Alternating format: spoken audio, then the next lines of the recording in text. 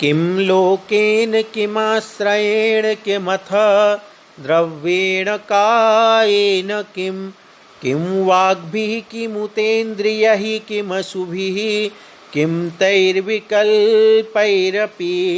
सर्वे पुद्गलपर्ययावत् परे त्वत्ततः प्रमत्तो भवन् नात्मन्येभिरभिश्रियस्तितरामा किम बंधनम।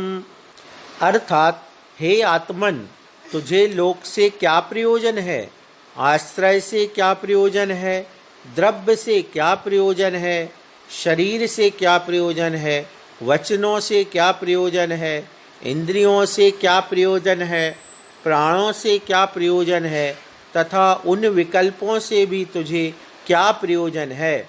अर्थात इन सब से तुझे कुछ भी प्रयोजन नहीं है, क्योंकि वे सब उद्गल की पर्याय हैं और इसीलिए तुझसे भिन्न हैं। तू प्रमाद को प्राप्त होकर व्यर्थ ही इन विकल्पों के द्वारा क्यों अतिशय बंधन का आश्रयण करता है। 149वें नंबर का श्लोक। यहाँ पर भी आचार्य एक जो आत्मा में लीन साधु हैं, उनको उसी आत्मा में लीन रहने के लिए कुछ सूत्र देते हैं। क्या कहते हैं आचार्य महाराज?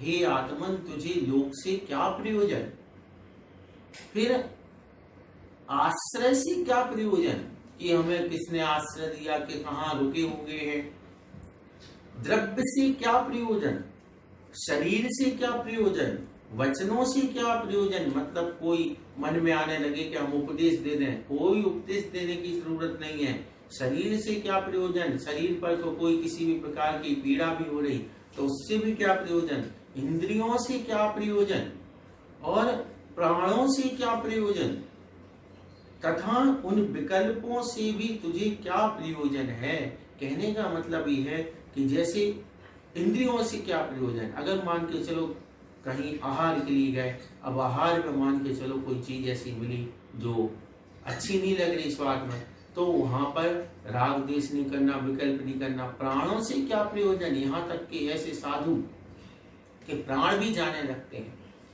शेर भी खाने को आए, कुछ भी हो जाए तो उस समय ये नहीं कि वो प्राणों के लिए दौड़ने लगे या प्राण बचाने के लिए रोने बैठ जाए, तो वो रोएंगे भी नहीं। ऐसे प्राणों से क्या प्रयोजन, तथा उन विकल्पों से भी तुझे क्या प्रयोजन है। यहाँ तक ये सब चीजें तो छोड़ो कि शरीर, इंद्रिय, प्राण, इनसे तो प्रयोजन है ही नहीं, ऐसे विकल्प से भी क्या प्रयोजन, अर्थात ऐसा मन में विचार करने से भी कोई फायदा नहीं है कि ये मेरे प्राण है, मेरा शरीर है, मेरी इंद्रिय है, ये अगर किसी ने हाथ खा लिया तो क्या होगा। मतलब इस प्रकार का कोई विकल्प करने की वहां जरूरत नहीं है। अर्थात इन सब से तुझे कुछ भी प्रयोजन नहीं है, क्योंकि ये सब उद्गल की पर्याय हैं। ये सब क्या है, पूरा अपन सब जानते, सारी उद्गल की शब्दों बंदो सोमो तूलो संथान वित्तम छाया उज्जोदालम सैया उद्गल तब बस बच जाया। तो ये सब उद्गल के पर्याय हैं, इसलिए तो उससे भिन्न है। तू प्रमाद को प्राप्त होकर व्यर्थहीन विकल्पों के द्वारा क्यों अतिशय बंधन का आश्रयण करता है। अब मूल बात क्या है कि शरीर के कारण, प्राणों की रक्षा के कारण, इंद्रियों के कारण, इन सब के कारण प्रमाद के बस होकर के क्या करता है जीव, बंद करता है। वही जैसे शरीर को पुष्ट करने के लिए व्यक्ति कुछ भी खाता है तो उससे क्या होता है, पाप का अर्जन होता है। इसलिए ये आचार्य महाराज यहाँ ये कह रहे हैं कि इन सब के प्रति विकल्प नहीं करना। विकल्प कैसे होता है, जैसे इंद्रियों का विकल्प क्या हुआ, मान के चलो मन में आ गया कि मैं सुंदर दिखूं, मन में आया आज मुझे स्वादिष्ट चीज खाने को मिली, ये इंद्रियों का विकल्प है। प्राणों का विकल्प क्या है कि मैं जीता रहूं, मैं मरूं नहीं, तो ये प्राणों का विकल्प हो गया। इसी प्रकार शरीर का विकल्प है कि शरीर भी मेरा अच्छा हट्टा कट्टा बना रहे, ऐसा रहे वैसा। ये सारे जो विकल्प हैं, इन विकल्पों से कोई प्रयोजन नहीं है। उल्टे यदि इनकी ओर मन जाता है तो ये कर्म बंधन कराते हैं, कर्म बंध के आश्रय है। कहने का मतलब क्या है, आचार्य महाराज यहाँ पर ये कहना चाह रहे हैं कि ना तो इस संसार से जो आत्मार्थी है, यानी जो आत्मा का कल्याण करना चाहता है, ऐसा जो साधु है, वे ना तो लोक से उन्हें प्रयोजन होना चाहिए, ना किसी आश्रय से, ना इंद्रिय से, ना शरीर से, किसी से कोई प्रयोजन ना हो करके सिर्फ अपनी आत्मा में ही लीन रहना चाहिए। 150वें नंबर श्लोक का उच्चारण। सतताभ्यस्तभोगानामप्य सत्सुखमात्मजम् आप्यपूर्वं सदित्यास्था चित्ते यस्य सतत्ववित्।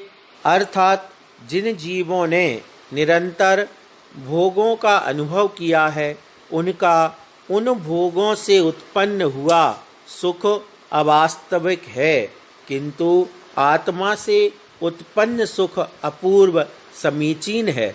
ऐसा जिसके हृदय में दृढ़ विश्वास हो गया है, वह तत्वज्ञ है। यहाँ पर 150वें नंबर श्लोक को अपन समझते हैं।